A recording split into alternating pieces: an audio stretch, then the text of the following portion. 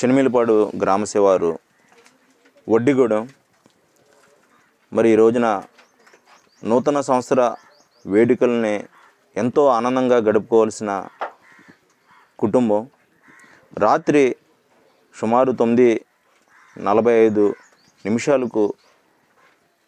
వడ్డిగూడెం గ్రామ కాపురస్తులైన పెద్దలు బలియేడుకొండలు అదేవిధంగా దుర్గమ్మ గారి స్వగృహం విద్యుత్ షార్ట్ సర్క్యూట్ వల్ల అగ్ని ప్రమాదానికి గురై వారి పూర్తి స్థాయిలో నష్టం జరిగి ఈ రోజున నిరాశ్రయులుగా ఈ రోజున వీరందరూ బాధపడుతున్న పరిస్థితి. మరి బలియేడుకొండల గారికి 3 కుమారులు. వీరు ఎంతో విలువైన సామాగ్రి రాత్రి జరిగిన అగ్ని ప్రమాదంలో పూర్తిగా అగ్నితో ఆహుతి అయ్యి తీవ్రమైన ఆస్తి నష్టం కలిగిందని కూడా వీరు చెప్పుకోవడం జరిగింది. ఈ రోజున నూతన సంవత్సరం అయినప్పటికీ మరి రాత్రి ఈ సంఘటన జరిగినప్పుడు వడ్డిగూడెంలో ఉన్న యువకులందరూ కూడా తక్షణమే మరి స్పందించి ఈ ప్రమాద తీవ్రతని తగ్గించే విధంగా వారి వంతుగా అందుబాటులో ఉన్న వాటర్ ట్యాంకులో నీళ్ళని అగ్ని ప్రమాదానికి గురైన ఈ నివాసం మీద వేసి పక్కన గృహాలు కూడా అగ్ని ప్రమాదానికి గురవకుండా వారు చేసిన మరి ఒక సాహస కృత్యానికి నేను ప్రత్యేకంగా ఇక్కడ వడ్డిగూడెం యువకులందరూ కూడా పూర్తిగా అభినందిస్తున్నాను.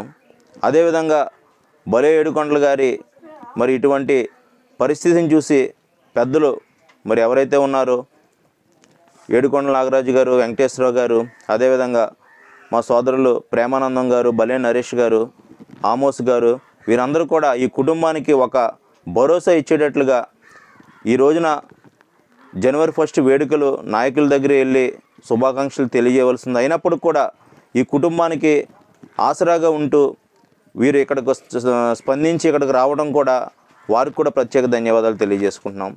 మరి ఈ సంఘటన వెంటనే మాకు ఉదయమే మరి ఇక్కడ ఘంటసాల వెంకన్న బాబు గారు ఫోన్ ద్వారా తెలియజేశారు.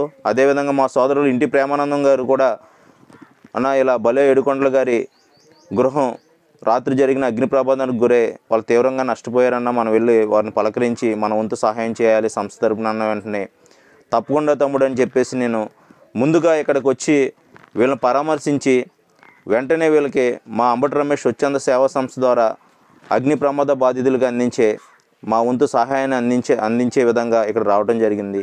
ఈ విషయాన్ని నేను పివిఎల్ నరసింహరాజు గారికి మార్నింగ్ వారికి ఫోన్ చేసి చెప్పడం జరిగింది. ముందు మీరు వెళ్ళిరండి, తర్వాత మనం వెళ్ళొద్దాం, ప్రభుత్వం తరపు నుంచి కూడా వారికి రావాల్సినవి చూద్దామని కూడా వారి చెప్పి ఉన్నారు. ఆ విషయాన్ని కూడా ఈ సందర్భంగా ఏడుకొండల గారికి తెలియజేయటం అయింది. మరి మా అంబటి రమేష్ స్వచ్ఛంద సేవా సంస్థ ద్వారా ఇటువంటి అగ్ని ప్రమాదాలకి కొన్ని సంఘటనలు జరిగి పూర్తిగా ఆర్థికంగా నష్టపోయిన వారిని ఆదుకునే విధంగా మా కార్యక్రమాలు వెళ్తున్నాయి.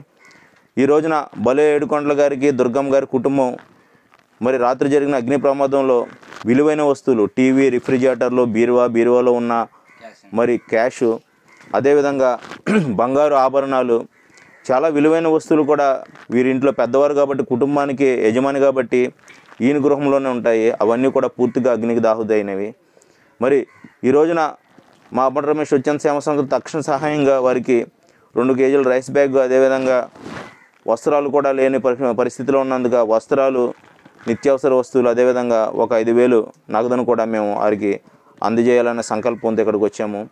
ఈ రోజున మరి ఏడుకొండల గారి పరిస్థితి చూసి వారిని హక్కును చేర్చుకునే విధంగా వడ్డిగూడెం నాయకులు, మా వైఎస్ఆర్సీపీ నాయకులు అవనివ్వండి, యువకులు అవనివ్వండి, వారు చేసిన సహాయానికి, వారు చూపిస్తున్న ప్రేమకి నేను కూడా వారందరికీ ప్రత్యేక ధన్యవాదాలు తెలియజేసుకుంటూ మరి అందరూ కూడా ఇదే విధంగా ఎవరైతే మరి అగ్ని ప్రమాదాల్లో ఇటువంటి పరిస్థితి ఉంటుందో మనం ఆ పరిస్థితుల్లో మనం వెళ్ళి వారికి ఒక ఆసరాగా నిలబడి వారికి భరోసా కల్పిస్తే వారికి చాలా ఆనందం కలుగుతుంది, సంతోషం కలుగుతుంది. నాకు తెలిసి ఈ సంఘటనలో వారు తీవ్రంగా ఇటువంటి నష్టం కలిగినప్పుడు ఎవరు వచ్చి పరామర్శ కోసం వాళ్ళు ఎదురు చూస్తూ ఉంటారు.